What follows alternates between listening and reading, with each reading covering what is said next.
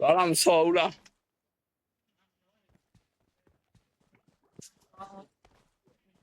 ညချစ်ကြီးမစော်ပဲဟိုဒီညလိုင်းမကောင်းလို့မစော်လိုက်လို့ဒီနေ့မနက်မှဆွဲတော့တာရဘယ်လိုလဲစော်အောင်လေးလိုက်ပါလား